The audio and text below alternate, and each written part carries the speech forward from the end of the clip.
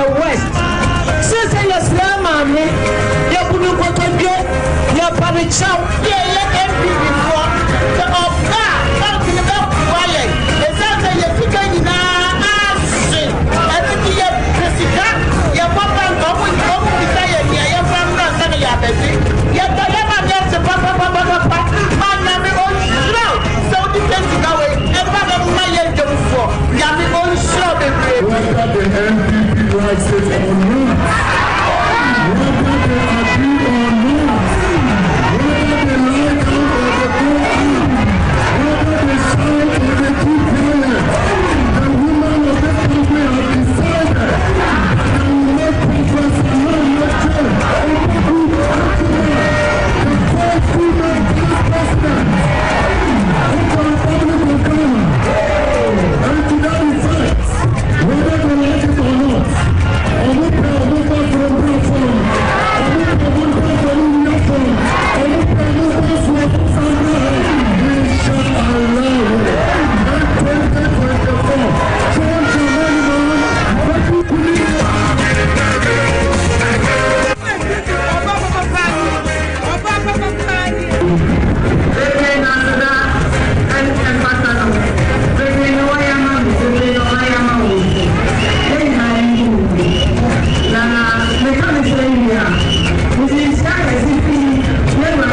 will pay a number from Sandra,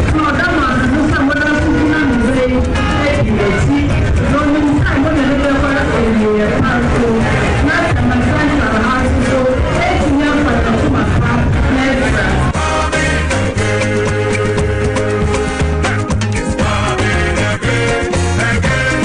shall allow that 2024.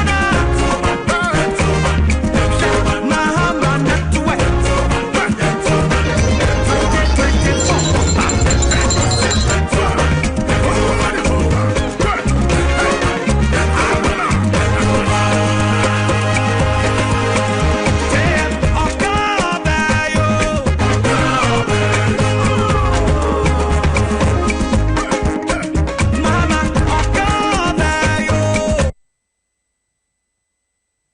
In my language, it is said that the strength of the lion is in the waist.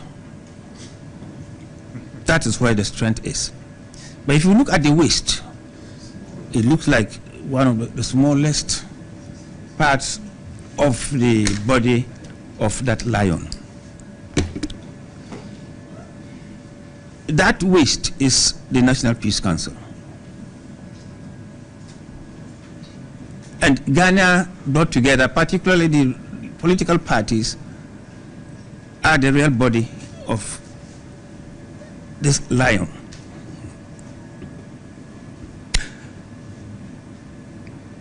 Our strength, therefore, is your strength is in us as you wished. And since your strength is in us as you wished, it is you who can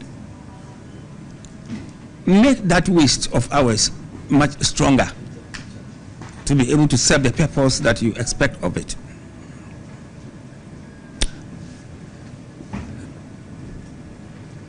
Now, we have reached out to you. You've come out with quite a number of proposals, very good ones, I believe. Those proposals coming out from you and drawing our attention to the fact that we have been inactive in certain areas which you expected us to be proactive,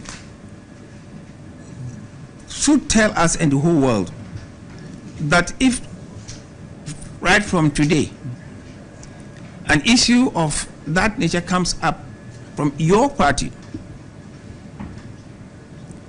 and we take you on for doing this or that thing, you would agree with us that it is the strength that you have given us to enhance your waste. We are reaching out to the new Patriotic Party as well. I can assure you that this will be about the same or similar issues that they will bring up. At the end of the day, those issues that they would bring up to me and from our thinking will amount to a commitment on their part too, because they have demanded that of us, just as the new National Democratic Congress is demanding this of us. And in that case, therefore, if they should do something that merits our naming and shaming, they would understand that they gave us, they strengthened our waste and demanded that we do it that way. And therefore, they may not have the moral, authority to say or to condemn what we have done. Now, we are saying that, I give you the commitment that we will push and do the best that we can to the last end where our arms can stretch up to. And we may not be able to go beyond that. And you would agree with me that we cannot go beyond that. For instance, if the NDC agrees and the MPP agrees that we should name and shame them if they go contrary to what is expected of them, then of course they will have no cause to blame us for naming them or shaming them. But that must come from you. The act that puts the Peace Council in place is not that elaborate, and when you read it, that it does not anywhere go near giving the Peace Council some of the things that you as well as myself, I believe should have been part of that act. They are not there. So that leaves us in a vacuum. Therefore, what is it that we do? We can only fill it up. I'm not a legal mind, but we can only fill it up with the mandate that you will give us and the mandate that your other colleagues will give us. We can stand on the strength of that as a moral right to do certain things without you being able to come out to say this or that. For instance, God forbid, if tomorrow the chairman of the National Democratic Council sitting down here, tomorrow he makes a statement that is fiery, and immediately we jump on him to say, why did you do this? He will not turn around to say that in the past some other people did that, why didn't you try to check them? More so because this, we have met you, that mandate is coming out from you now. We are going to meet the others too. That mandate, I believe, will come out of them. So that you, obviously, if we therefore go that line, you may not be able to say, oh, why did you go this? And you would not refer us back to the past, that, oh, years ago it didn't get it. We are opening a new leaf. And that is just what we are pleading with you. That let us open a new leaf. Let us advise ourselves with what has already taken place to help us to chalk the way forward. You agree with me that the Peace Council hasn't got that muscle that will force any legal body in this country to come out to do this or do that. What mandate we have, it like you are putting up, is to let them know that we abhor that. It is not a proper thing for Ghana. And we plead with you to please do this or do that and rectify that situation. I believe if we are able to do that much, you will be able to agree with us that we just couldn't have gone beyond that. For instance, I don't have that capacity to go out, when I say me, the Peace Council, to go out to fish out the people who killed others during political campaigning and so on and so forth. I don't have that capacity. Even I get them, I don't have the capacity to prosecute them for doing this or doing that. Those who have the capacity to do the prosecution, they must do the prosecution. Yes, I will agree with you if you say that it is our moral duty to impress upon them and insist that they should do it. That is what our reaching out to you is all about, so that you give us some kind of respite, and allow us to do what you will expect us to do. if from now onwards we are found failing, then you will have right. After all, the platforms are always there. You can call us back. But this was what we agreed. For instance, just look at the last suggestion that the chairman came out with, that the Inspector General of Police should sign that agreement, the Army Commander should sign that agreement, the Ward and Ward should sign that agreement. Yes, that is plausible. That is true.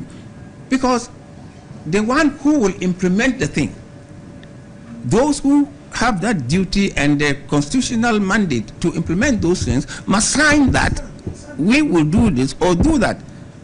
I would want to believe that that certainly should be in line.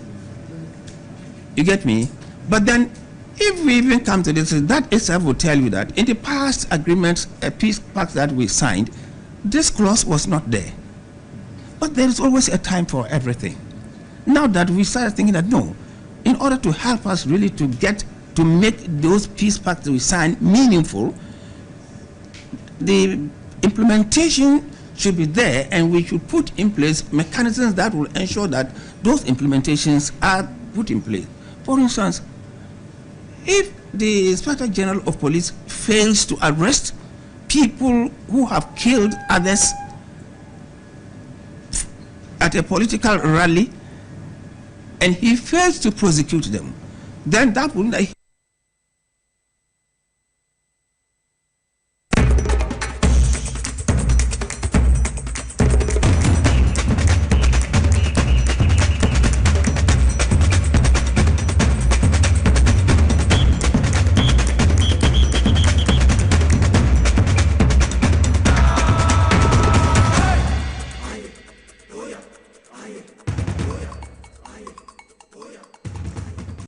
Live on TV as well as Electoral Power 97.9 FM, the hottest and the biggest conversation in Ghana inside politics. Here, the studio 37 Abebese Street, the heart of Osu, and the Electoral in all the 16 regions across the country. And some people now, and then you have one why the Ebra, and day, a National Peace Council, many NDC, Amuniku, to me, Ekushemo, Ewa, officer, and no Ewa Adabraka, and some copy Moinano, Yedi now, so Eddie Ebro, FA Peace Council, any NDC, National Executives, a National Chairman, Johnson, a Sidun Katian, Penifusi, Kunyano, Nina, so no, Yedi Hon, Sam Ebro, and no day, and a voter exhibition exercise, no, a shall see it nationwide. Second, constituency what the about woman by no not just will be anyone the day room and then some ben ababe pm ewo electoral commission to me ayi bibia fa ho na nigina so ye de ebro ama won ya ekoso Dr. Mahmoud Bawumia no ma omo kasa manofo no ba ko eye miracle aboaje otumi edidi otabela tama chese ye cancer for poa woda ICG asori anano a wadidi na tama enye asamketu akura nigina so no ye de ho ensem ebro ene awia o TVS was it and a power 97.9 FM ye de na affiliate stations ya etwahia ewo Ghana nyina semati omo ye na ho na afri ye mra ye ba gibre na afri ye de ensem nyina enchiri mu e de ama eye timamofo.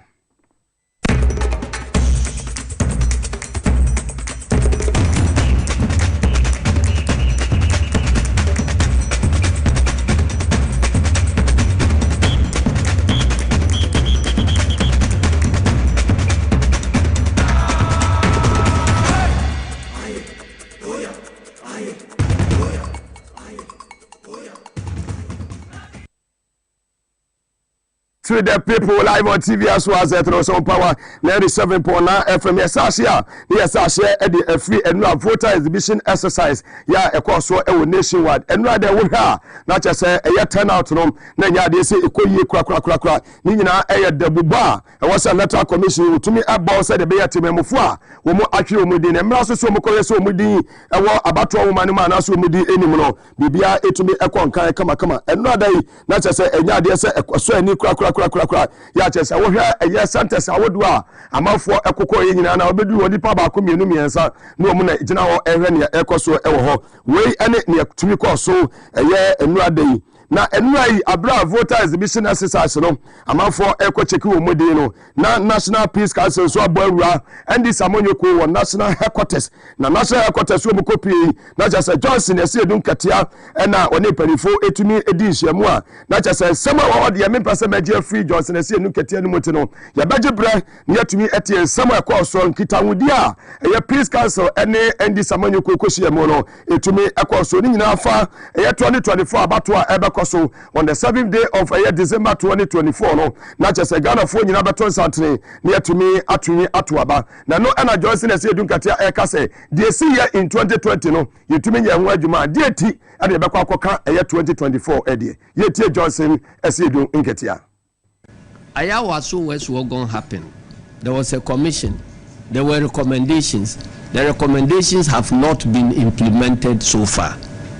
Condition number 1 is that let us see full implementation of the recommendations of Ayawa so West Wogon Commission of Inquiry, which was established by His Excellency Nana Addo Dankwa Akufo-Addo himself. And we believe that he trusted in the judgment of the commissioners. That is how come some of them have proceeded to be Supreme Court judges. Number 2, we want to see initiation of prosecution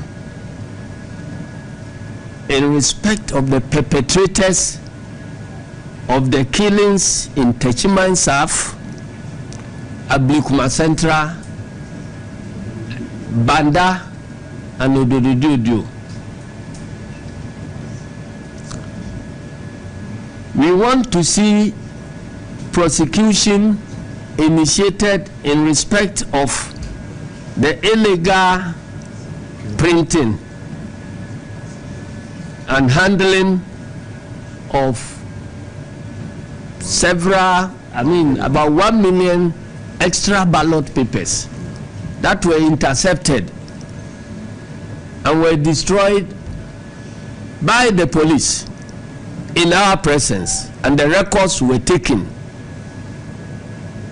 We don't see what the Ghana Police Service has been waiting for all these years. And even at some point, there was an orchestration to even lie on us that we rather were guilty of that crime. And so we officially sent our lawyers to report to the IGP that we are interested in that case. It must be investigated and then prosecutions done when found necessary.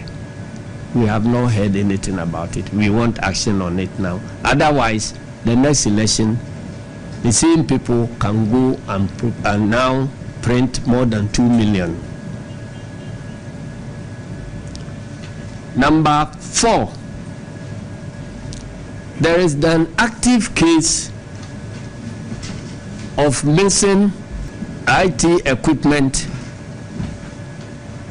from the warehouses of the Electoral Commission. The Electoral Commission has not been open to us. We suspect that the equipment is not missing, and they are being hidden for some unwholesome agenda.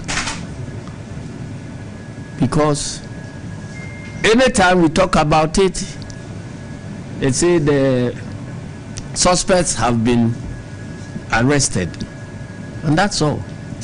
Were the suspects arrested and the exhibits found on them, or we still don't know the whereabouts of the equipment, and that the suspects are being held responsible for being the watchdogs?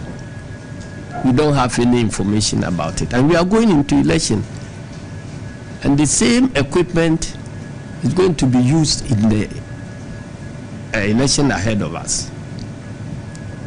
So we want transparency about that.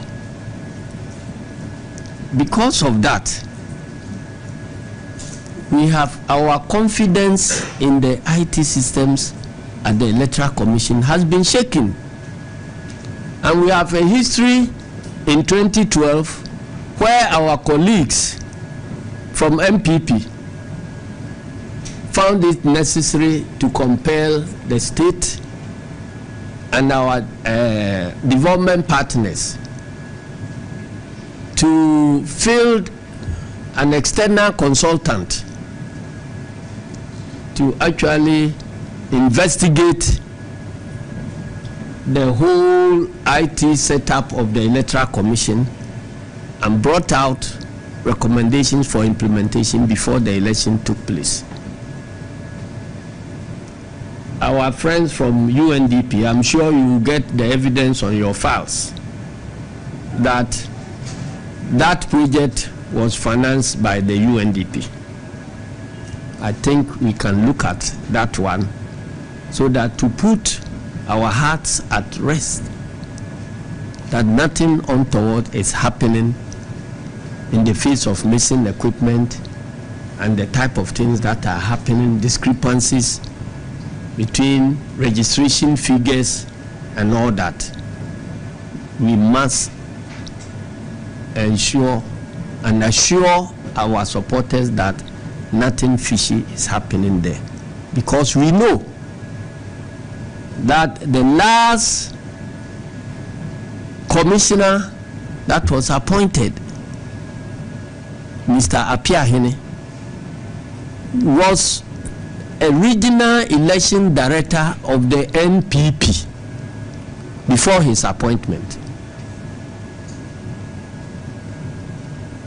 So we wrote to produce evidence of his activities, his appointments and all that, presented them that a full member of MPP cannot be a referee in these elections. We presented evidence. They were ignored. He is still there. And consultants have been engaged to support the Electoral Commission on our blind side, because procurement of consultancy services is a public procurement activity. We are not aware that any such procurement has gone through the procurement procedures. For everybody to know that these consultants actually mean well, and they are the non-partisan type of consultants that are helping the Electoral Commission with their IT systems. And we want, point number 5, the president to declare openly on a state platform, not on his political party platform, that he will respect the will of the people as expressed by the outcome of the 2024 December election results. When the president himself does an open declaration, I'm sure it will bring to rest, it will put to rest all the noise that is happening around us about their refusal or unpreparedness to hand over power, even if they lose the elections. The voice of the leader counts, so that he will rein in all his functionaries and appointees, that we are all working according to the will of the people. Then finally, before any such document, peace pact, is submitted to us for signature, we want to see the IGP sign into that document. We want to see the Chief Justice sign into that document. We want to see the Attorney General sign into that document. And we want to see the National Security Coordinator sign into that document. If all of them sign, and the monitoring group commits itself to the policy of naming and shaming publicly anybody who reneges on his obligation as far as implementation of the electoral laws of this country are concerned. We think that we will have the way forward. Thank you very much, and you are welcome. That was the national chairman of the NDC, Johnson Esidu Nketia. We are not just a papa Yedesembo Ishiano. We are a member of the Peace Council. On also sorry, I say, on also Yemen and Kasa Kakrosu. Let bygones be bygones. The Etram Yemen Tremna, the Akano, Yamaho Ebai, Yetie, on also Nesama. Wadi tu gane bygones be bygones sansa we new bushoni ni kunu wo techiman saf enyo bushoni ni kuma no ablikuma center enyo bushoni ni kunu wo tan ena nya wo maame ba ni kunu wo ewo eyes avlugo ndiema de atwam ni twam na de aka no ye mo ho ban sa Peace Council we nam kotna wo kan yiti opanyin so ne samodi tu dai.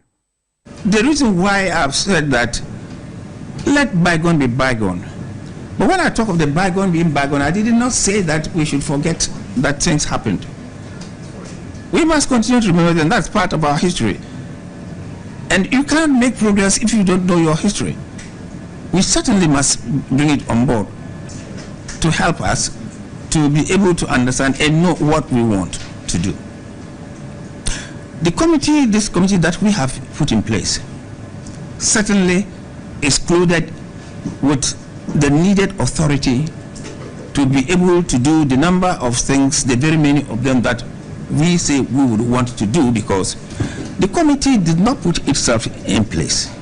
It is a subcommittee of the National Peace Council, and it answers to the National Peace Council. And it is the reason why my humble self, as a member of the National Peace Council, is the chairman of this very committee, which goes to suggest that they have the permission, the go-ahead of the National Peace Council to do the necessary things which we have outlined and we sold out to the political parties and Ghanaians in general, that we would want us to go this way. As far as we are concerned, we do not believe that it is ever late to do anything, particularly things that are human in nature.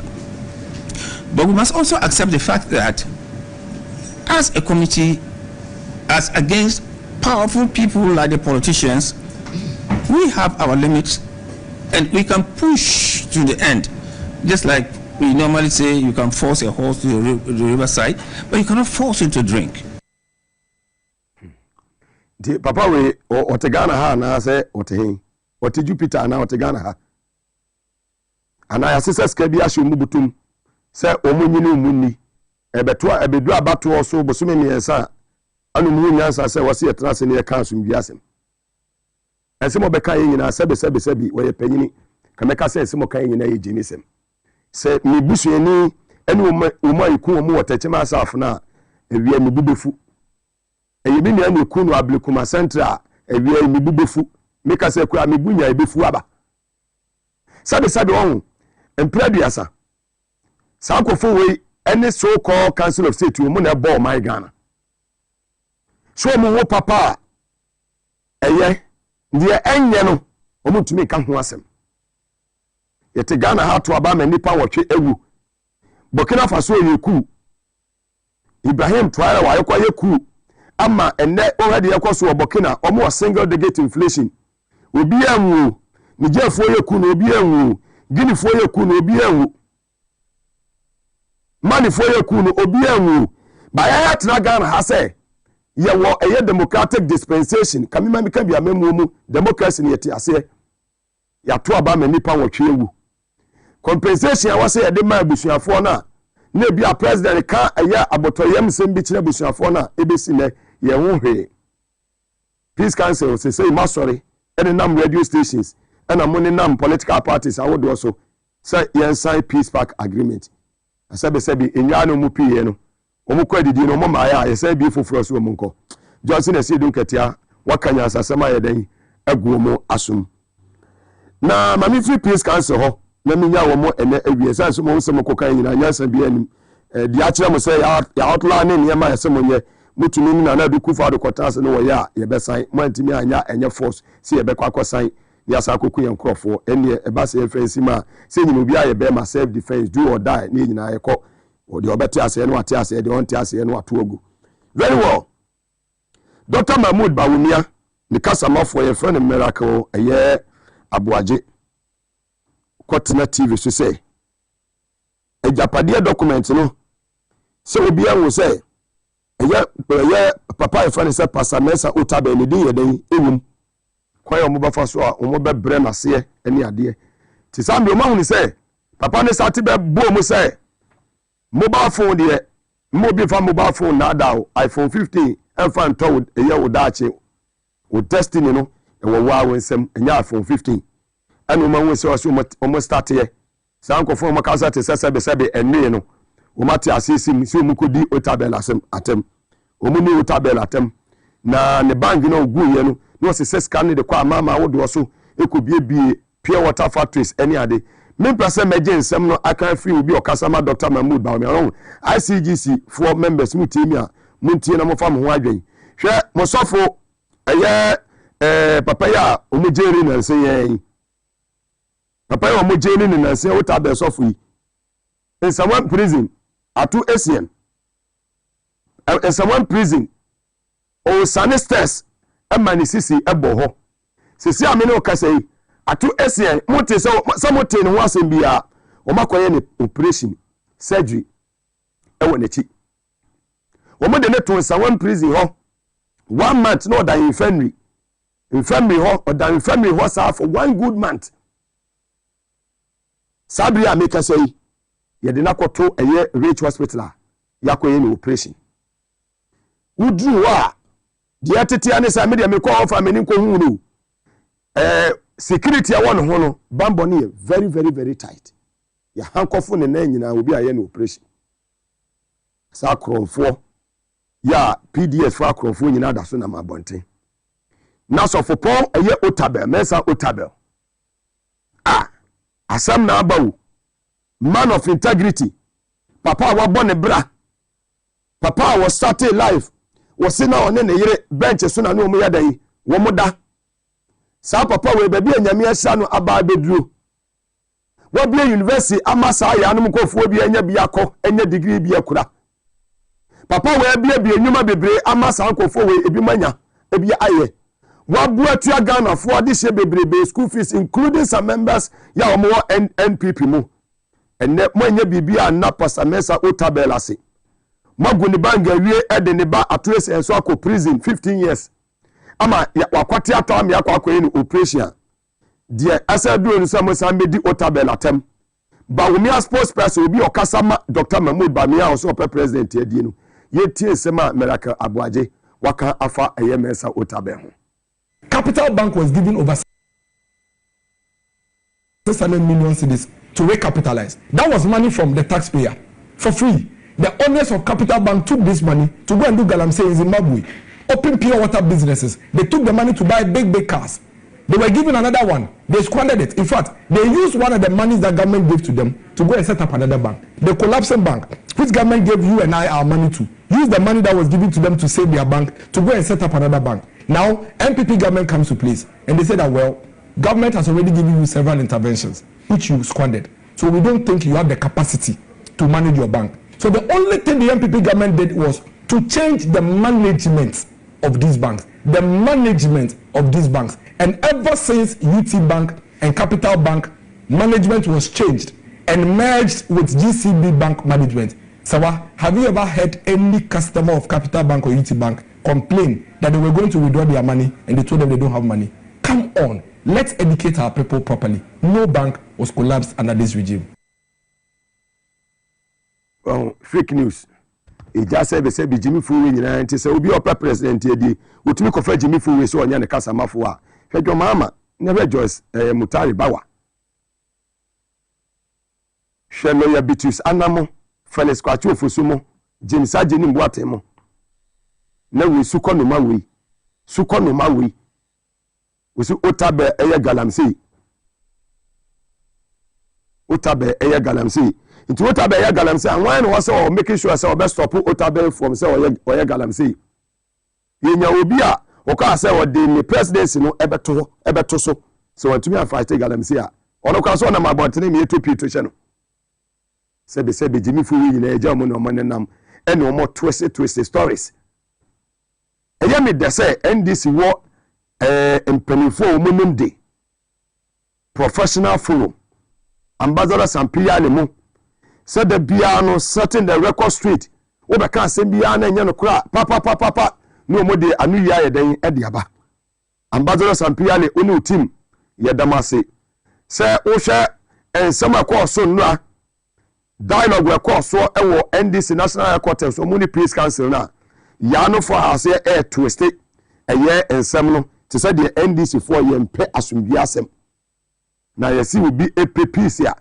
nka 2020 elections useless a year electoral commission results mako 6 ya egu ni website yo no ka joma makasa ya obi anya asen keja to Ghana na so da bia meka say ye wo obi a o kandini a wo fie nyansa wo do wo tema adwini Ghana fo wonti no o meja ento Ghana da NDC for do say no wo so makogina platform so a omo incite violence omo incite say ya hand over power and ekwan bi e be fa so e be wini ye de ye ho den say jimi sam no nya NDC ni bia so be ka bi Jesus say ya no fu ya anu be ka we o pe bi de o man asene sa obi a oti ni padudu ma na aburotu ana no obi a oti ni padudu ma na ota free wi ye say tofi say wi ni ye wi say tofi ni ye wi tofi o say obi anim sa we mu ni didi mu di ye ni mbo man akrofo asifo a palugu ntu ye nya adwuma bi yesi etua 12 million no mo ba mbo hu akonta okogina campaign platform so a mo launch mo manifesto so be prioritize no amo fi se Ghana for huru mani mo omo huru mani ko ma che ho ma mo bete pay that day 7 December 2024 no mo bete de mo bete pay smart yo mo da me ho aba ye ba honorable Eyesogo former MP for Medina and honorable Ashiama honestly a former MP for Boom sampani for mienu and a minimum ebedi enkomo ye ba sisia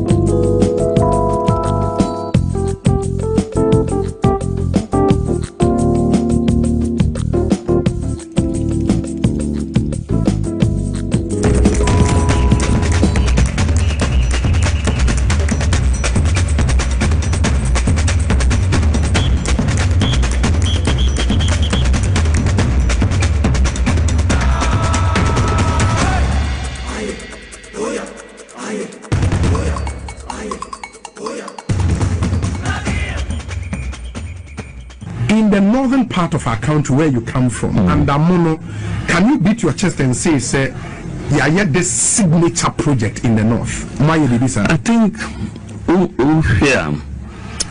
the most important project here in the north since independence, a Pualugu Dam project. Okay, is the biggest investment. Say we're drawing books no since independence. Okay, like I watch it. Government be by yes, Pualugu Dam, but we're here as a signature project, and in Ebeda #1. So there's no doubt about that. Pualugu Dam, no, it's. A few moments later, I have no doubt in my mind that I was championing the Pualugu Dam. We have not yet been able to do it, but by the grace of God, I believe we are going to do the Pualugu Dam. It has to be done. It's a major priority because that can bring 28,000 hectares into. What do you know about this Pualugu dam? Yeah, minority for 12 million. I don't think so. Oh, the member because you can see about economy. No, winning. Yama construction. Interviews we na moya. No, we are going to change the story. Mabetra Pualugu Yamobisika. How can I talk about it here? Do I even know? I'm not holding the document. So that thing I won't talk about it. I don't display my ego trips, and I'm intellectually dishonest, and I'm in cardia meaning until we send me. So pass on. I haven't read the document. Document. I'm tired of the insult. Already me to say, but then you be a pistol. Name to a medical. More station Yanamoka. Sabi. Uka say be a because we go. Me will be a member board bra. 23. Page 23. Somewhere you will see final payment for construction of the Pualugu irrigation project. Yes. Pualugu irrigation project, final payments. 2-3. At the top there you see the last but one. Final payment for the construction of the Pualugu irrigation project. The question is, I thought probably before payments are made, contractors present certificates. Because when you get to Pualugu, there's nothing there. There's no even a pool. There's no even a signboard. And if the contractor is taking $11 million, there's nothing. There is no even a what do we call it? Like a container. You can't even see the project site. So what certificate was presented before this money was paid? That's my question. Oh. The sun there was at all. There's not even sun on the site. You can't even identify the site. Let him answer. So I want to know how that money was paid. Yes, he will answer. I think the amount you're referring to was paid in 2021, not 2022, and the auditors would have to tell us. I've been talking about an economic corridor, and I call it the Volta OT economic corridor. We know that Volta region and OT border our neighbor Togo, and there's a lot of cross-border trade. And so looking at putting facilities to support farmers in order that they can produce more. There's potential for expanding cassava production. There's potential for expanding rice production. There's potential for expanding cocoa production, especially in the northern Volta and OT regions. There's potential for expanding ginger production. There's potential for expanding production of oil palm. And so these are all things that, if we invest, would bring more resources and improve the incomes of the people of Volta. We also need to put in some infrastructure to stimulate economic activity, especially trade and commerce. And this we can do by creating a corridor, an economic corridor that stretches from Uti all the way to the southern Volta, Aflao, Akachi areas. And so we're looking at a modern market for our flour, which would be a counterbalance to the popular Ashigame in Lome, so that we can improve trade between the two countries. But aside from that, also upgrade the market in Akachi, upgrade the market, a new market for Georgia. Already we have the whole market, and then upgrade the market in Jasikai and Hohoi, so that it can stimulate trade between that whole corridor. But we need to do some things first. One, upgrade the road between Aflao and Ho, Aflao Georgie Ho. We must make it a first-class road so that people can commute easily. And then we must also finish the Jessica and Hohoi road. A good percentage of it has been done, but there's a small stretch left that is in very deplorable condition. And so to prioritize and complete that road, and indeed complete the whole of that eastern corridor, it will stimulate movements of goods and people between the northeastern part of the country and the southeastern part. Welcome back. That was his former president, His Excellency John Dramani Mahama, live on TV as well as also on Power 97.9 FM. Honorable Ashama Transi, Honorable Makwaba. Yeah, Mugabe Maase. About the another, me guess I was only able to find. You're here, pa. Fantastic. Na mimi ana mestre son fanchem. Nso ne ho fa no na manfrɛ no na de bia me ko village me ko do kakra wo say ya pensioners don't so the complain do say no credit kan nti a wonso anfrɛ me o nti we say we many we dey komo bebre we had a chat I called you to find out how you are doing everything na fa didn't nti o be paint picture and they said me man check it up on you, but I did exactly what I was supposed to do. What I say me mo akwaba ya da nyame asese ne ho etono ba bibi abako de ona bosoro alhamdulillah position microphone here wada ruma bibi abako ya ni nye wo Medina no unim sa asem kase ato ye nti oh yes Alhaji Muhammad wo ankaso Alhaji Muhammad Alhaji Muhammad awu yes ye ne na 11 o'clock Alhaji Muhammad KJB sad news Alhaji Muhammad wow and then he drove to the hospital, University of Ghana Hospital, or drive Okoye, on home fano. Okoye, I'm sure no, said there was say from the encounter said the man, and then I was say, yeah, junior show. And one the next 2-3 hours, allergic at Dania Media. Or drive Okopake, and so you didn't to Nikan. And now, if you were winning at the Nibani, but I see in 11 o'clock. And now, by the cemetery, and I'm getting to Medina, Ebutui. Oh, yeah, Dibia. Nipa do a bar cemetery on penning for Moga, penning for Kessia Kukudam for, and this in penning for Adeko Kanum, Chaman, Baba Lami, Num, Sidi Num, oh, and penning for every Medina, him for Baba Sadikinu, everybody, and Mabawa, Messiwa, Mema. So I a part of my team from 1996. And ya dena ya anti nyame mfa ne kransie abusuafo nso awaja nso nyame enchechere wo mwere na yenhu se tese ne ya kan no obia every soul no shall test death because Robert from Krobe. Very well, you first that Emma aye odima fo nyame sanse one ne dema ene ono aso no je ka se won share abusuafo nyina ma omo shared in Safari Valley Eco Resort, Amuza Bar Clinic, Sanso and a power specialist about hospital omo nyina ka ho, Medimoses Clinic and Eba Center, Hebron Hills International School, and S Natural Mineral Water and Eboya ye di jumedi ebeo. Mamisha asimfi honorable Ashama ho na ye hwe issues awodo enra NDC amonyeko no omo timishia Peace Council na di omo kan say womo outline niama bebre say we ABCDE say mutumi desodia asembie ne ho asumdwe no ye nyina peace park agreement no ye besan ujiri say a step in the right direction yo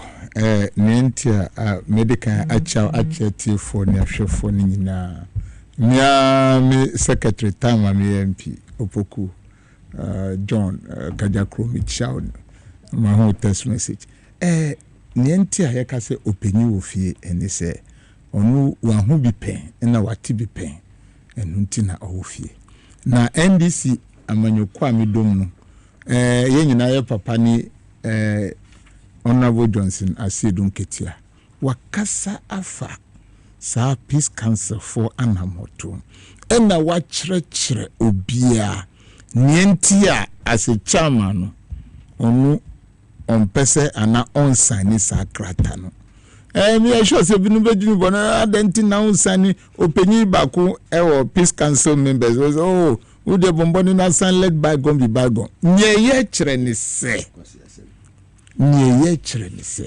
nyeye national chairman eka ye no ai we ya to say be nyankwasi nyeye me pacho ye constitution no peace council na hina me hu no ma hwa me hu ni it was just created by design me hwe nti ya kasa no come the prime secretary peace council ni constitution to say by go asem no okay nti no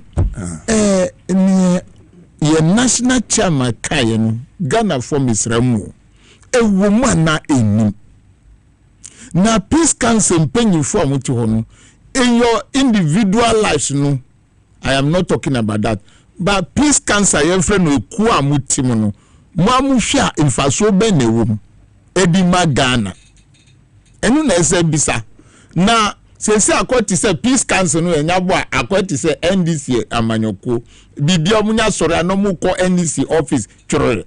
Why do you go there?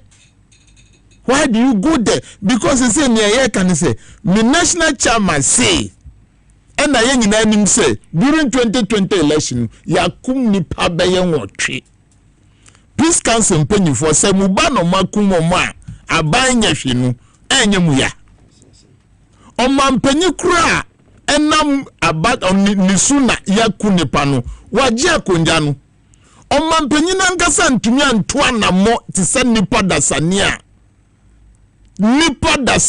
moja fanim no wantumi antoa na mo ankosi ebusiafo yakọ enti se mi national chairman ka waye boni enu ne nsema esese bisa ye ho yesi ye kwa batwa na ya printing ballot box ballot papers ye printing ballot papers no isi ni nkrofobia sa ye kanana a printing over 1 million ya chinepa no die no maye na peace council for sansem de monte inti me international chairman chipa waka inka kaminkwan de mani sign but so best sana adwinsu a fine or me chairman because these are some of the issues sir SSM ka ho asem eninti na efrem peace council for o mampenye to me fire 58 million edi bo mu nyina mo ye kom na multi peace council for eho wa fire nyina ye sika muti ho din mankasa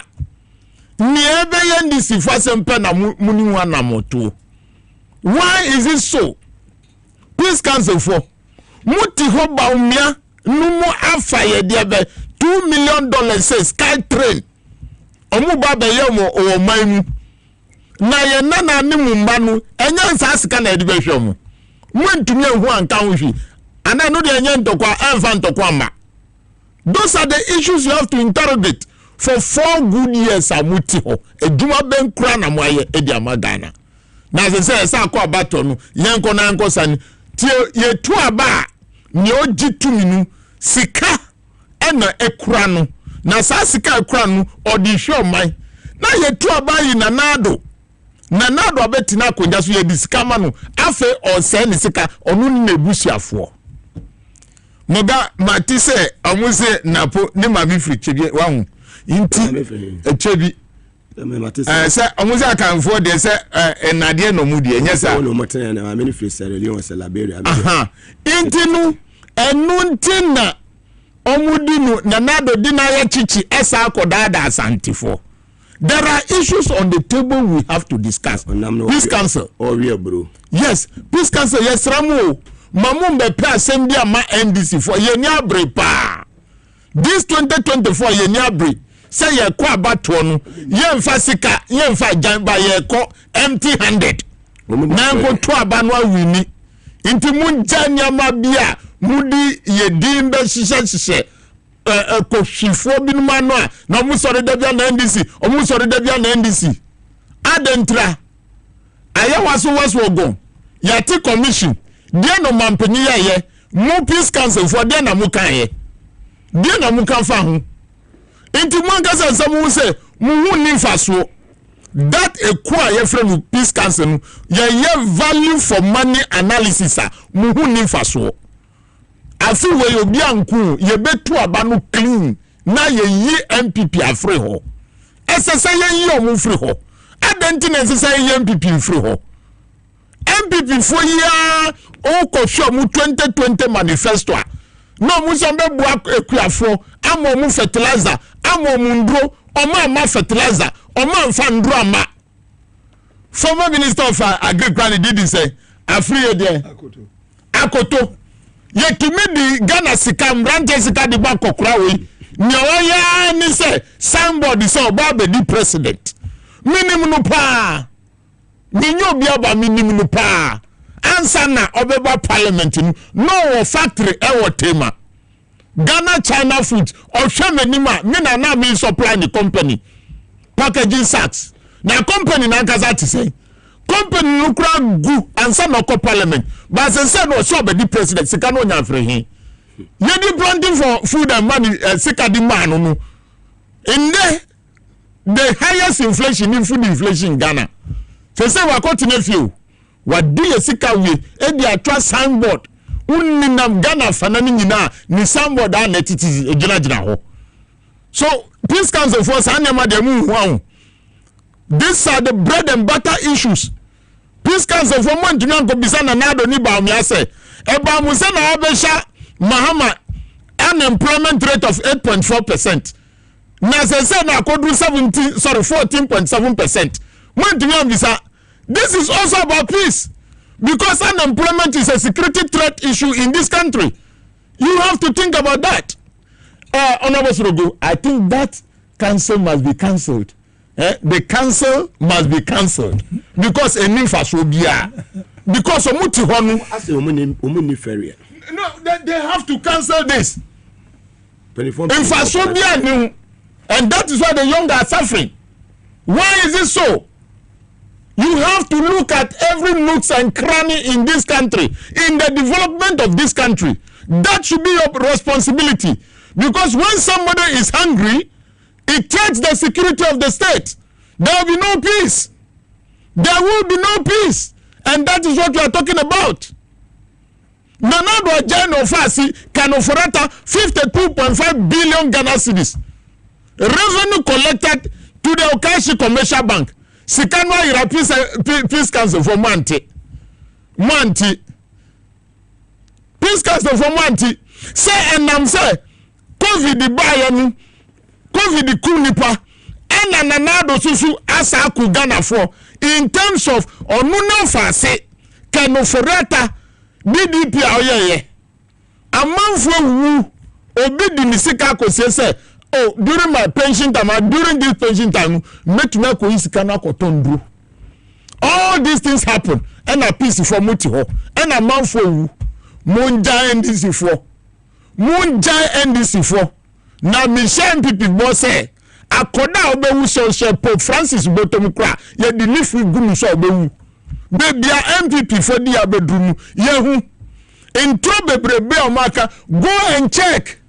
In their 2020 manifesto, and saying about Nyasa Basso Sadi manifesto for Bray, Omusi, Omube supporting local production of rice so that it will reduce the importation. Bisa Musa about Nyanumayana, Wasako Chonia Matintin dia Brayen.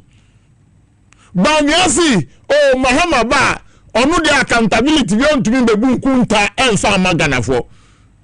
Banyam Gupoya Wadum. I'm already vice president. Who the economics are the vice president? Say some person the president. Bravo economics who kunta fanchreyen. That is what we are looking for right now. What was the debt levels and what it is today? Bravo kunta fanchreyen. Now Ghana from the catch him will say, "Baumia Janyafi economics who." Now he is the first doctor who say, "Okita doctor in economics." A do say a Jumanumana and a white journey so digitalization. Where is the importance of your doctor's degree at Ukita? That is what we are talking about today. Nanado to me the you die. Nanado the baumia the die. Say our economic whiskey. Ono no mampanyi ku force time 1 cedi $1. And nunti na nanado na eka o say nunti na wako fan Afri Bank of Ghana di buy. In the moment bi sa ya hu say baumia ni mfaso wo economics ni India ben. Ono gasa dwane Africa no ho. Wa dwane went na aka cham say MPP for edadaye. Na the chart pa ni say NDC parliamentary candidates me be some question baaku muni mni enti ananado edi positions edi ama pieces chief executive ni muni mni entra say ma we minus ka to ho enti wu NDC PC a wudi wu constituency be di agro mu yesusu ye ni be di agro pa. You must watch your constituencies because on my chiche sikama to us on my be chiche. No my jimu votes. Be on the ground. I know very well say NDC for peace obiani ni constituency for enkuntokwa. But be on the ground. Don't follow anybody going anywhere because MPP for kita agenda. And nunti na mudi positions. Ube say PC be a parliamentary candidate bianu. Omama no position. Say no mbesa we are Ghana sika. No mudi achiche. Say no maye 2020. 2020 Mugabe Maase say helicopter crown ako drop sika on off. One region ba omiafa yenu. Omusi they drop money in sacks and ando. Now you achiche 10,000. They are coming with that plan again. So be closer to the people. Be closer to the people because the people are suffering. Ujaye mwa MPP for eba be mo musika. Na Ghana for su misramu o. Sa uye koko ekwiani. Sorry ekwiani. A udo koko. The whole of last year abaya ntumi anto koko. Ama nanado wa instigate na or promoting smuggling. Nyanja mikase wa promoting smuggling ni say Ghana for ye koko ekwiafo. Omado koko ati koko na basembi sika ni ho ekuani ekomdi nu dia no beye no di koko nu dey across the border. It is happening in the border towns everywhere that they are growing cocoa. Why should we have a president who is taking syndicated loan but cannot buy cocoa from the people or the farmers?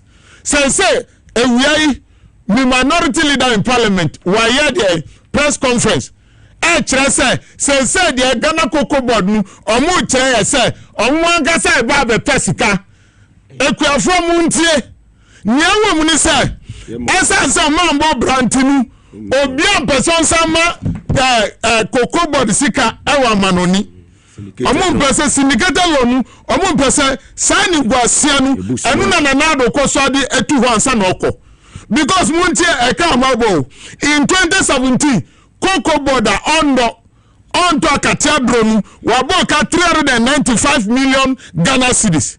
In 2018 78.2 million Ghana cedis. In 2019 320.6 million Ghana cedis. In 2021 2.4 billion. 2022 3.2 billion and 2023 4.2 billion.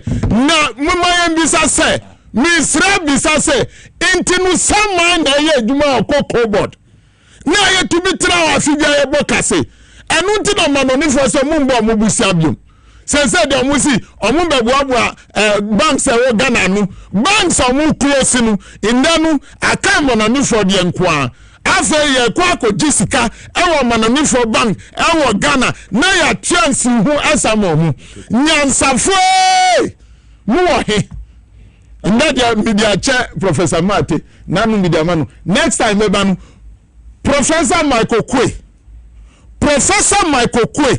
wona wama o how when na bayeso e chance wona wutu dwom e na wo approve sebi etiefo kwasialo ni edi amaka no foriata ama Ghana ni nyina ya boka wona wo approve na onyankopon on the yeda the Speaker of Parliament in say almost bagbi yeda na sepa Sanyo no na beji sa konja ya.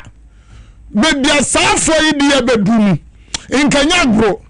Madasi. Madasi, Honorable Ashema live on TVS was and also on Power 97.9 FM. Medimosis Clinic and Eba Center in Fasida can say Emma Womo Power Specialist Eba Hospital, Amuzu Eba Clinic, Eddie Amuzu Garlic Bitters, Eddie Boy, and a Safari Valley Eco Resort. Mamma go on Abu Surgosuni into on system mission. Honorable, I don't my position microphone here. I'm a mic in there, a position. But out of my now, what's it? Peace Council. Who's a bad and Bisa will say. Mpacho constitution obetimi akire me baby ayatro peace council no and I was say o se bi ni ho na me hwehwe mu na me hunu chapter 9 council of state anu kura mpo a ye bi ahye constitution ni mu a no kura fa so ni so ya ka say wo mu na metu president no fo na sebi wa nkwanko fa Sabi bodam policies are magana force no omo kra kosi sei omo ti hobi ana omo hwehwehwe so omo de omo ni say o ye qualification keke so when you know say ofri akofo ado ne bakura no ana akofo ado ba appointed so electoral commissioner so long we say wako university are qualify ni de no ano na say council of state mpa constitution ni kire ya ni muga say so asu ni mfa so a na peace council na me pacho ya ka se peace a me pese me bisa Mugabe wo question baako me pacho peace no e wotamo a wo oba and e wotamo a peace ba na because me dem ka se peace a at each point in time there nipa bia hu ya peace na adenti ana ye vote wie ye no ya anka peace hu asem ya anti peace council for nka ya ma o mudime ya anti obi anka ya kumu amanfo wuwu anyama ekoso amanfo abawura court them must stay abawura court them amma justice sorry to man wig ya to from ya so anyemukura ama opon ya kun watchman 11 wa ya kumu krofo bibre akose wo bole ya wo she yeji ne be mani ni tinyi na fresu ya anti Mugabe anunti na mi bisa se ye ka se peace no a ye wotamu a ye dia hye se 4 years time no only 3 months and you hear peace ana say peace council for no person omo kire say wo different definition of peace a Mogano wa me atiase because see am ni mu kasa yi masa enya first time a electoral commissioner na ye to aba the fourth republican no ye to aba how many times na to aba ye to aba 1992 me wana 96 mpacho ye hu say bibisa si ye to aba 2000 me pacho ye hu say bibisa si a change from Jerry John Rawlings echo MPP ni ho a friend John Ajekum Kofo gentle giant me pacho muti say peace council for so Rebecca say muti so be disturb peace no na de eno ni de na enye sitting government president and no hand over e de more opposition Mugabe uti bibisa in 2004 me pacho president John Ajekum Kofo o hand over e de man ho NDC yeko ye lusu ye no me pacho yeko kum nipa ma peace council for beka say e ba be ka bibia na da bida 2008 emra Kofo elusu ye ewu say nya olusu ye no me pacho wan hani over mfa ma Professor Mills sata me na peace council no mu ni ho ana no madwuma ne eje free omu nsem che say because of the way na president ni behave no na ye nyina say peace council ni ho na ye den ana sa papa wo ya ye frɛ odi ewuo akufo ado kwaku botwe ebe fa ye woni ne bawulaya bawumia ebe fa Ghana omo ba no apart from entro mu di ye ani nsɛm a esi ye in 2016 me pacho 2016 one na e power one na ye the president the chief the commander in chief of the Ghana Armed Forces na President Mahama one na no ye bibia me pacho emra Ghana for be kan say President Mahama adwuma no wo ye akwan we see hospitals but MPP for chire say oboba one be ye say one be me $1 million every one be schools 350 one be ye we akufo do so onu wanyini wɔyɛ akɔkora enti woma medi Ghana fo sika wo se Ghana fo yɛ mmɔbɔ dodo yɛ ti sika so enso ɛkɔm dien wo se yɛsi di na yɛ hata ɔba ɛkɔ akɔgyina hɔ wo se bawumia ɛna wɔboa ajakum kofo ɛna wotimi yɛ redenomination wɔn kɔfa ba yɛ ɛnɛ yɛ brɛ no because ɛwo kɔfa 40 no mutwa free yɛ no wo de be kan niama price wo sesi amoga nke nyina hwe bedwane mpacho John Dramani Mahama wahani over peaceful and fam ma papa we ya nyina anim so oni papa ni no tineza masa in 2020 aye nyina anim say wo madi boni aye no mbe ya kum nipa mipacho saa time no peace council no mo hin no mo ho anase no mini wo na mipacho ye ka say peace engineer one person who why didn't na this time aka do so me nanya ye kwa akoto aba no ene ye ka peace ho asem na just electoral commission adwuma bi o mu ya enkoyie mo ga unti na me chana say because o mu ya adwuma ekoyie this is not the time because for the whole 3 years 8 months ni yanka about the disturbance of the peace na denti ana mera no beso say obi handi over man wono enko ka so kokumu obi ana yan masa de saka beba ya champion in some Kenya peace council for Omada na mi bisa ba say peace council mi say one first last week Omada ma say omo first step no omo to wrong no Omada omo first step no mo tu ya no e wrong me pacho me person tu omo fo in fact me tin say papa ni ko NDC na me trust Johnson Asiedu nka me so be man the right for answer but the first step no mo tu ya no so mo nka say nim say wrong omo kwada me say wrong because obi ogina waka say mu we ne kura me mfama mo obi a ogina waka say me a president na me hand over the amamia me nipa wanka say bewe ne me force aye djuma ama Ghana for domi ato amami because eno no enye option because when him so faili when him say Ghana for you obi a ye na dwene wo ma take wo decision obi a taking the position and the only thing obeka ni say odi ahunahuna every say wo ye bida if say ayawaso by election ye call ya no ye ko bubo tuo ama police fo a ye di 3 weeks e kire wo mu de we handle tuo satan patcho na peace council for no more hin amra am short ya tea commission mo ko gina ye wo kan ye wo kan as president microphone do mo ko ye no wo mo anya ni yie enka kwa we say punish no we twe na homasi we ye ni say no president kan so wonye no me patcho na peace council for no no mo hin o mada me patcho enti ne wo mo be hunu say MPP for Babelusu no mo lusu a won pese wo mo dia hodi ne kro no bam na so mo dia hodi ne kro no bam a na so mo be ka so mo mfa mayen te sane Jane Mensa ye a ebe kan ne ye ntimi hunu resource ben na akofo do dia di president no se ban sa ye nko san bibi nka se ye die ye be mia ya no ye tie hwa so ye boye hwa ye kura dono e de bo ye nka se ye be mia na no is that what is meant by peace council job? I don't know Muga, the government is there, the police is there, the judiciary is there. Woman in our kabom, and there is what we call peace.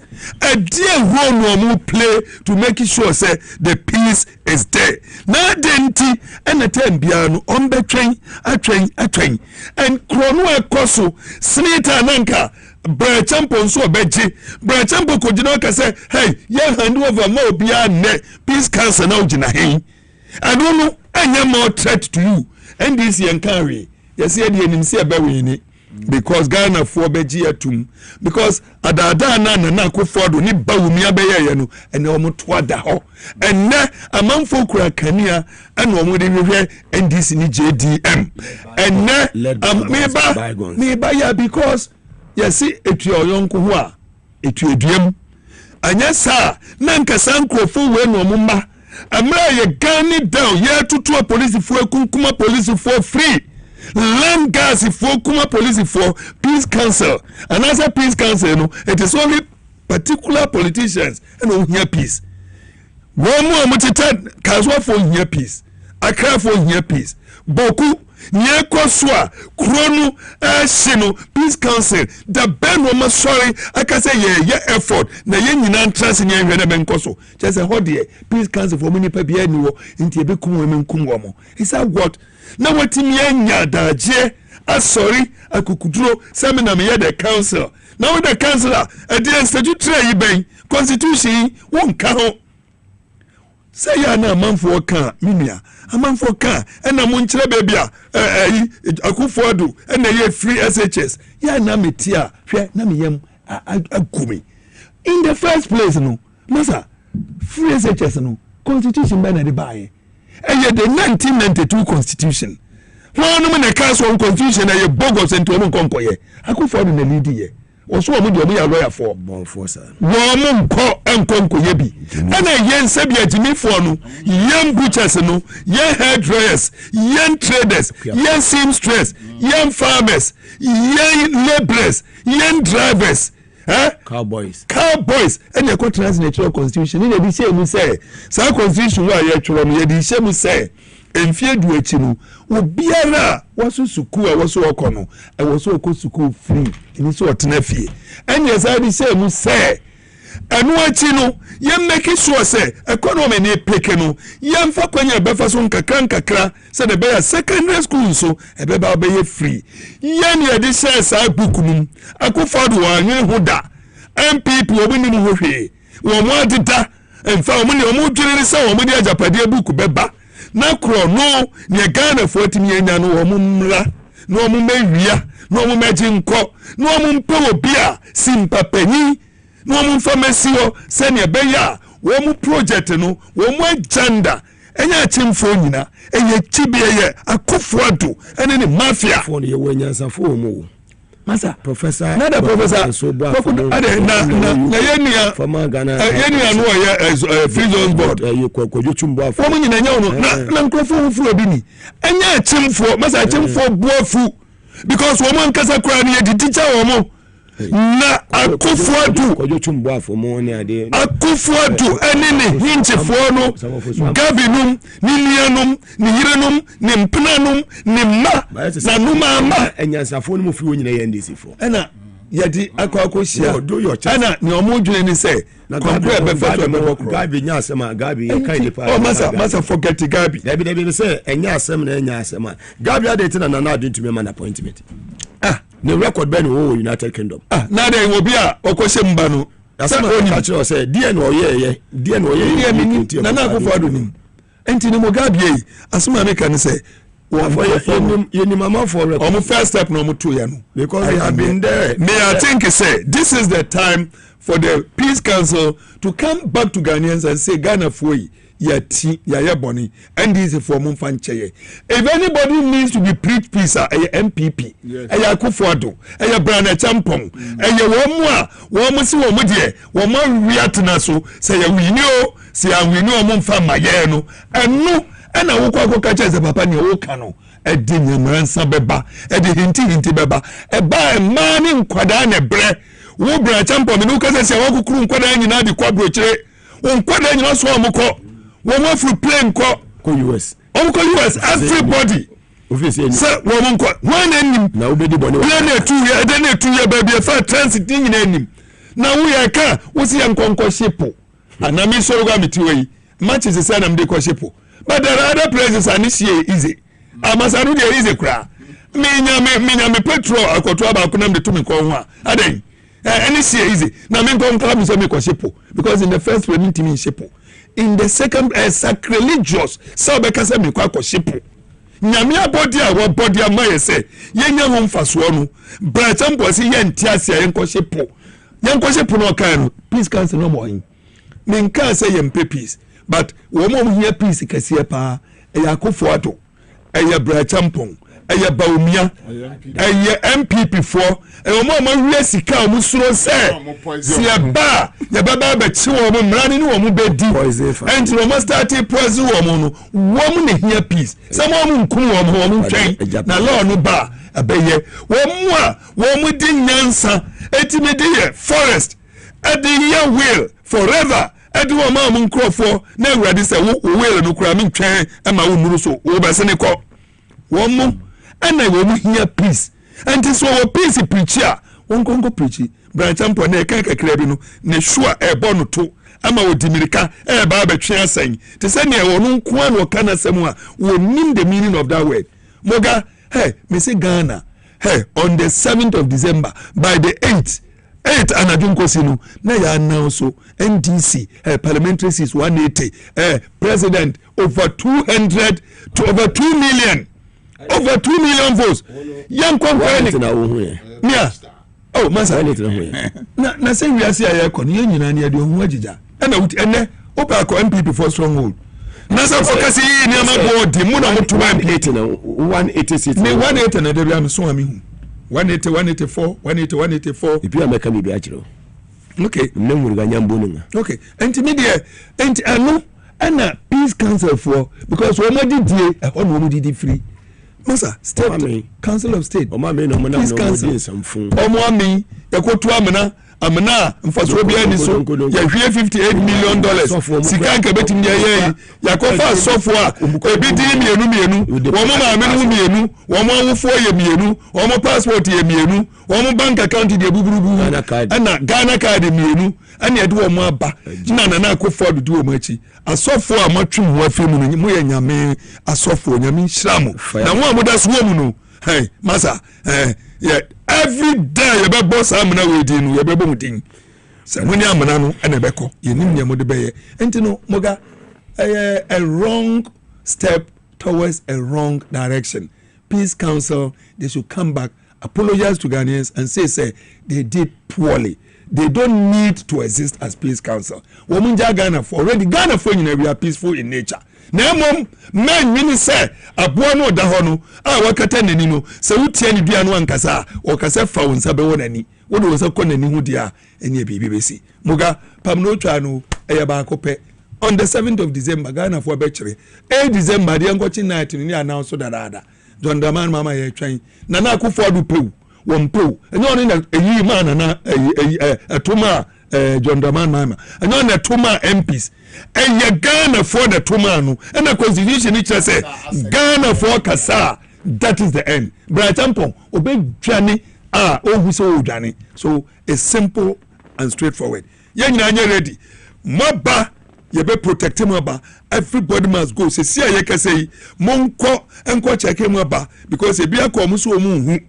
Munko check you ya pamucho biaranko nonko check it voters na mu make sure say mu bibia ho na mu pipa mu ade mfanto hwebe aka less than 100 days na onyame eya kire Mugabe Maase well gabi asai o kire akwa beka ensem bi ya me pese ye ti ho kakra na ebe ya dese Gabi betimi akire Ghana for the entire Akufo-Addo ntimi man appointment. No akire Ghana for the oyeye in the United Kingdom. Baby okoda ye. Emira dodo a okodi wo ho. De edene ko ho. Hey, asamena okay. Honorable. Bibi di obi ko ba. Honorable. My Gabi. Honorable. You allow me. Maybe say a question. No. Would the make no the angels in the Juma and United Kingdom ho may anywhere in the United Kingdom maybe anywhere minim baby anywhere Gabi mu baby anu mu di agrogo akọ Edmonton North London Wood Green any Bongo Bar Ebabesi Dawson Market Kingsland Road Ekosi Hackney ABC Stratford ABC Backen omutwam ba Croydon ebedi agro ewo Mechem omukọ eye Lewisham etwamukọ Kent babia omukọ Milton Keynes ekọ eye Luton babia ni ho Gabi na ma na minim and me bisa questions said ya na ma Gabi ba Ghana ofi United Kingdom eba Ghana oba ye no wa mpese die na ma no sesa ni face die no ye ewo United Kingdom emra bi eni ni di ewo United Kingdom ana question na obisa na okoda baby ana baby okoda no so no say here empa na okoda baby a you say bisa say okoda for how many years and how for how long omra no me kan kire Ghana for Papa na we the Prime Minister of Ghana Akufo-Addo ni wa gro no Honorable Sorogo say maka kire say be kan sem nsam ho yes omo hu ofi no tieni nipa bi omo hu ofi te say gabi mo ho wo se ya chi wo modi wo gina badwam ye se mama me sapo ne sam na me nwa me hu fi wo badwam we mu omo na mo ma te say sebe nkrama imprako ye wo se ya chi wo mo ne ye den ni ra wo fi gabi ababonten say ajapade documents no wa wo be gidi wo madi sebe wabodam na say no gabi okasa in the other way na say gabi ono nkasa ono nya pa and Ghana ha no ma we yenye serious say ko ma bi te say Burkina Faso Mali Niger ni Guinea ka gabi nka ontumi nya no enkasa PDS ebo ho onam we jail bo ho na onam enu documents a list we edeba ha maritime authority payment bi aya de ama companies ne niema list we ekurasa documents ni na mo boba gabi enko munima kama kwa pempa mo beda so na say gabi na so oni dey say ye ba ya onu na first person obeko onu ananu otu nanu mutu and honorable woma asiati omo emrate agimifo na gum so omo ha say eni asofo atem come start and now no Baumia spokesperson a friend say miracle abode wonu no mu di adwuma ni nyina ya dan asane nsa na agenda ni nie miracle abode mu di atema na Baumia asu jagum me ba ministers 50 me ba ECJ meteso ensem oka nyina wasaka Akufo-Addo bufuo sansa me ni nyina na ya adwuma no enso ade o makose dem o ma hyehye se Akufo-Addo no woko the opposite okay bia aka na Ghana for the sebe ye huri anim ko yachi nti short memory oka ya ire befi ni akwa ba omia me pese ICGC for members ene a Christopher wo Ghana ha ye fa bibia anto nchen Pastor Mensa Otabel we will be our bobra we will be an university enye ndisi ni sima na enye MPP ni sima no na sorry da ya wasisi nationwide baby abekobia o sorry da ho enye NDC ni sima na enye MPP ni sima no it's one political party be sorry say ye be gu bank ye be brewase ajapade document ni wom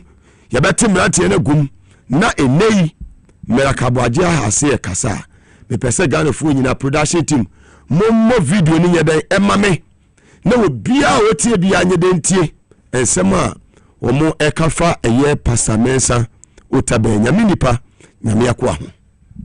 Capital Bank was giving over 600 million cedis to recapitalize. That was money from the taxpayer for free. The owners of Capital Bank took this money to go and do galamsey in Zimbabwe, open pure water businesses. They took the money to buy big cars.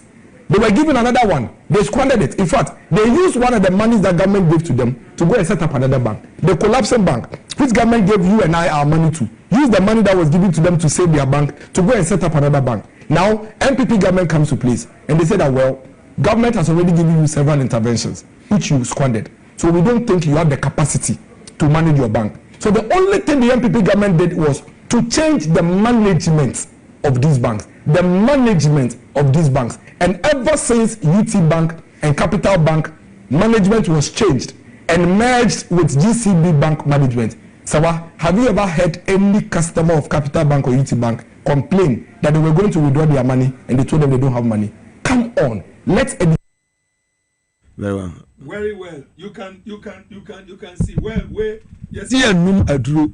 You only buy nyindi because ye Jimmy. Emma oyare for. Ene because you say Otabel started kanu kure kanya minsem o biemu kasa Japade ne wom. Ya Japade na noga Japade book me start ni mu kan anyene. More than 2-3 years in me ba bia me Mugabe Ajapade no me serialize it.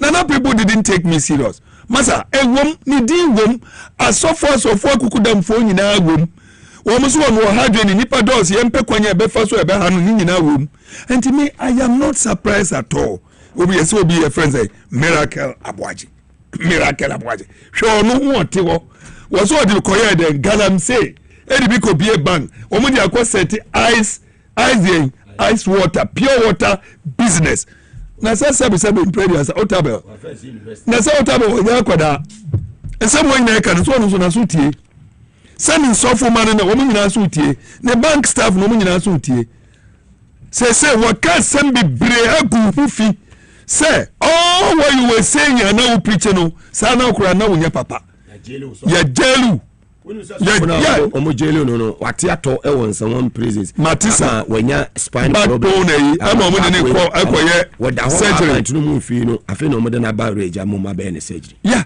because after all dey wu akufo do mfa ho ba umia mfa ho masa to be frank with you Mugabe so ka se wu transi adwene pa na you find it difficult to understand why obi betimi asori akase mikokumi hu akovotu ama ba umia ne akufo ado because you do say enkrofo no amma so mo ba be Ghana for omo amma se Ghana for your problem omo amma se ye mabunu no wo mu pa adwuma ye enti wo mu ba badwuna ma wo adwuma hwe be bia wo mu ba yo mbeto ye ni nyina wo ma ye ni west mu ba ye na mabunu unemployment wo ha mu nchichemu wotwe akiri pon 9 mo di atemsa enema kukuru ko wo ha mu nchichemu edu 9 akiri pon son and almost 2 million mabunu nam wa suku aboi skills aboi wo mu nya adwuma bia ena wo mu nam MPP for muti ho mani age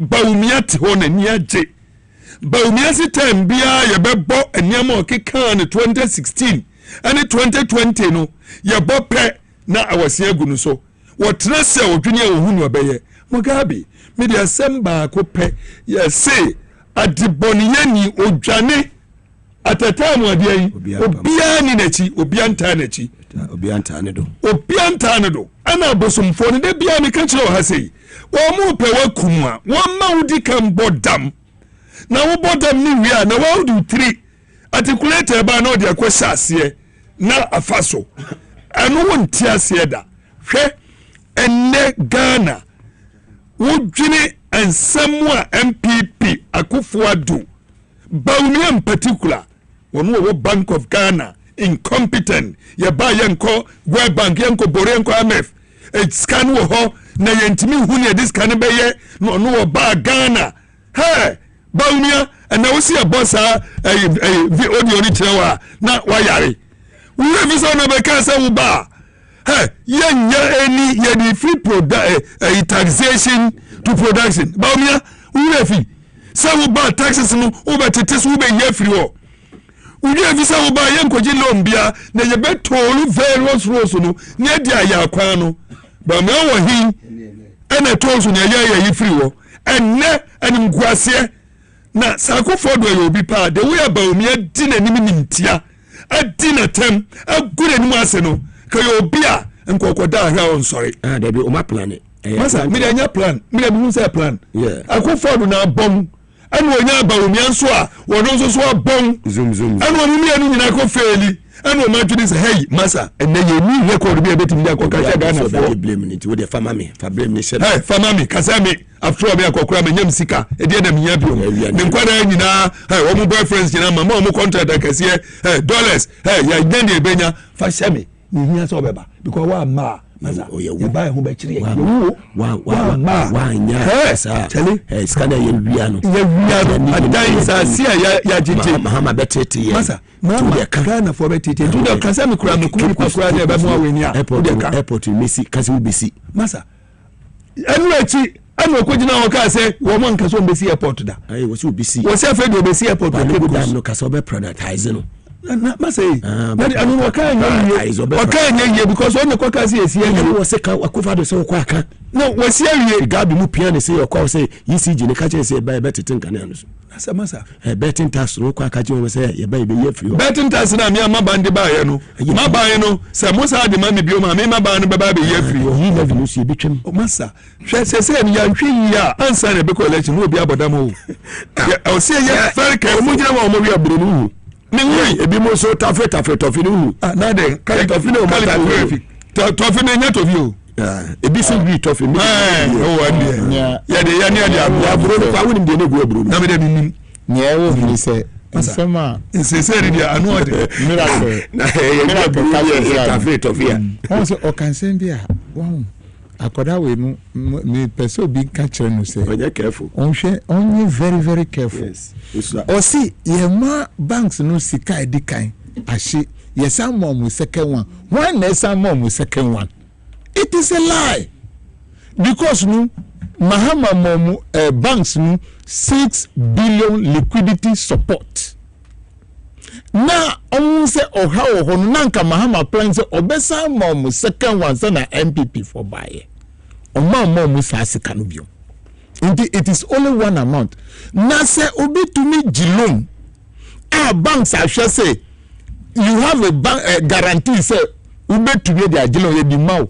Onunu wanye galamse wo Ghana oti ne oka e wakoye galamse wo Zimbabwe say omu pese Ghana nsunu enye ye sa omu wonyansa omu anye galamse wo Ghana na MPP fa koton fide ye fre no go catcher baby a ni galamse site no see Zimbabwe MPP from omu do mu koton go catcher e di be ye galamse e wo Ghana nsunu muni otable nu man e wonyansa.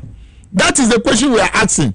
And nunti na mudi galamse nudi asai koku afom afo mu zakata se mu ba be fufuro na ne ewo mu ni se etie fo mu ntie niye MPP for kanoforiata adisim baumia banks amu gu ye no omu se omu kwa kobie Consolidated Bank of Ghana omu kobie bank no minia in 2022 no omu annual report no Consolidated Bank of Ghana boka Denis Abwaji sawunti ya ebia wanye accounting saa sika no kra no mabia nu sesi a ewo me funsu 1.4 billion na Consolidated Bank of Ghana na so do mo kakra so Consolidated Bank no no in 2022 wow say we accountant e the figure to bracket no say negative and 1.4 billion. Can you believe inti sa miracle body ba omianu mu shawo chinu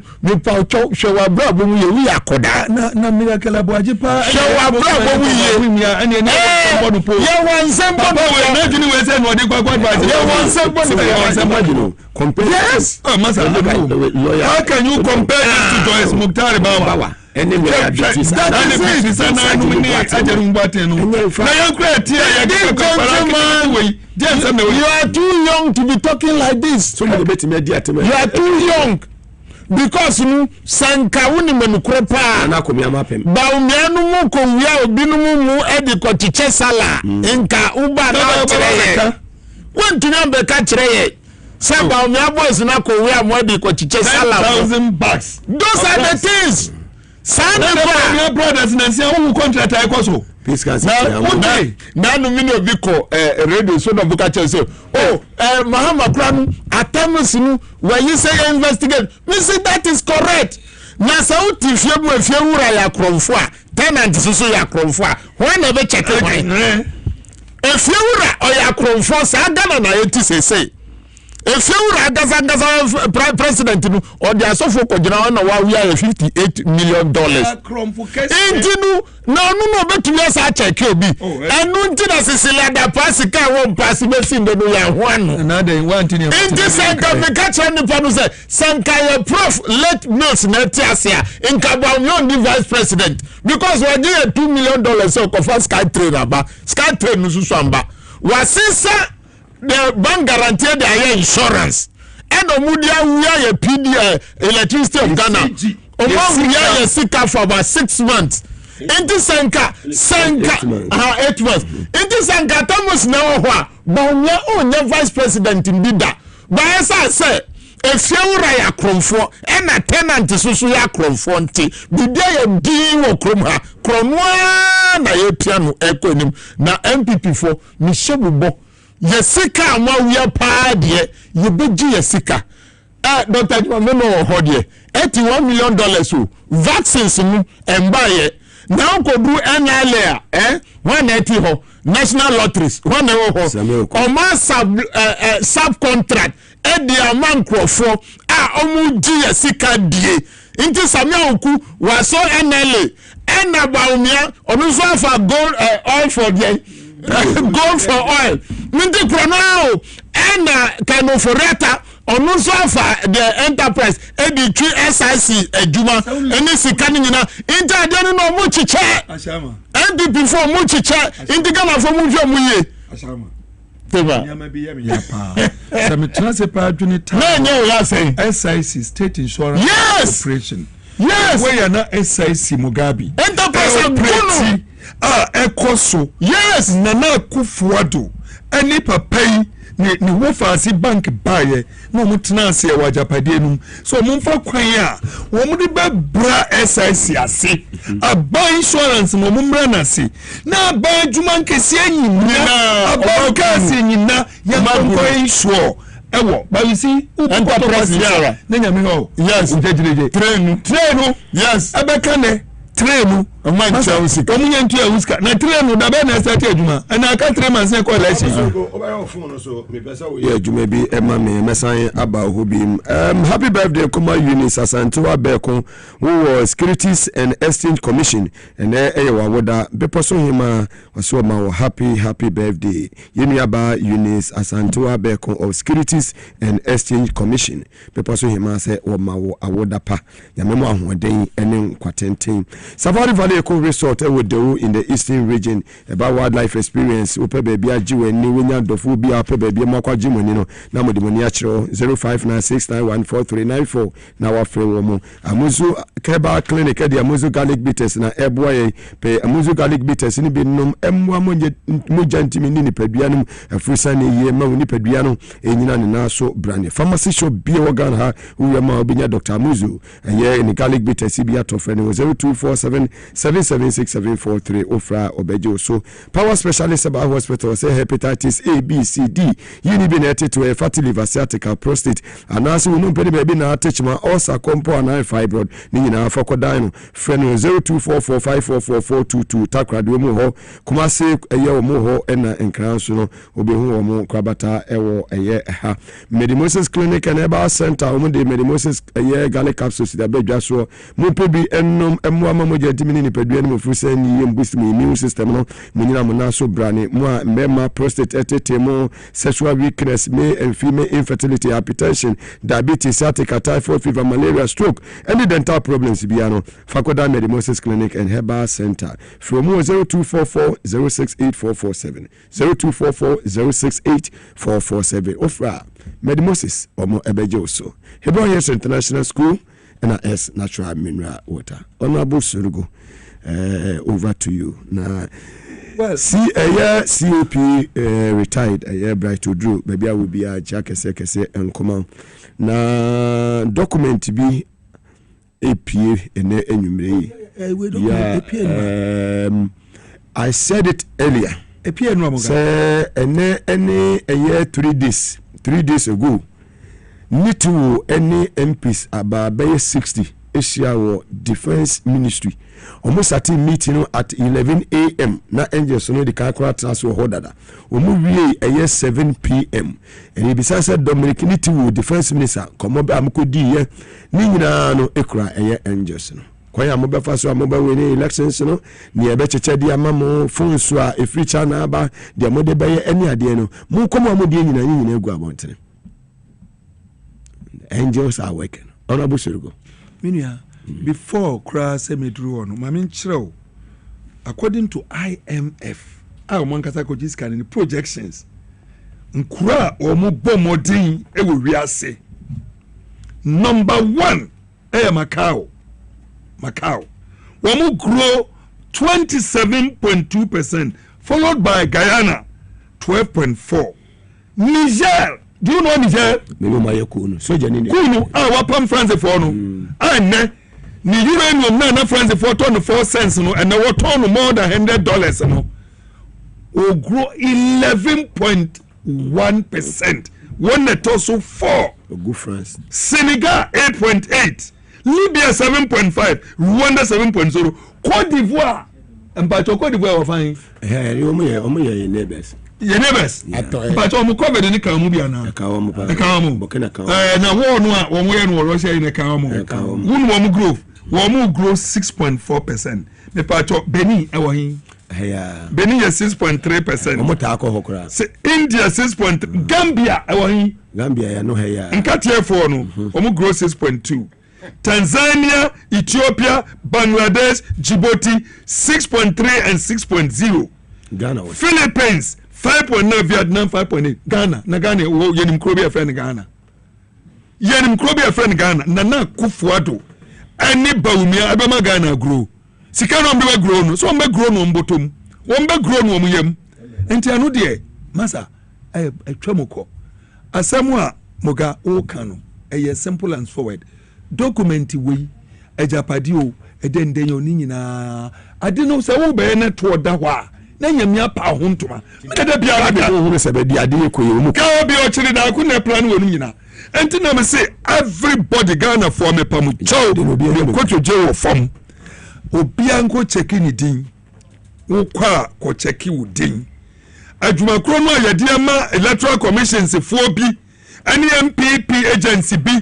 So amunko no amunko ye na se wo ba na so omunim se wo yo no na NDC a yantik baby bi e wo di ho na yenhu enye dwuma se mi me ba check mi dia hu se mi din wa ha na se ewia na se mi a meto aba Medina Estate no yenyi mi free ni ayi me free Medina Estate ni am de mi call gospel wo go do Medina Estate a ohun din yes ko gospel na se gospel na bia odin ko ubeko gospel hu se na be obufu na ubeko na NDC for votes ebeko from baby o ma target so was take na yes u take utro n ana m ana o u di bani mu utro n no a omunim ni eko NDC ni enti e woni ye hwe ni yie m aye member m no one more definition of m no aye member chese yenye nipa enti muma no nko en aye yenkrofo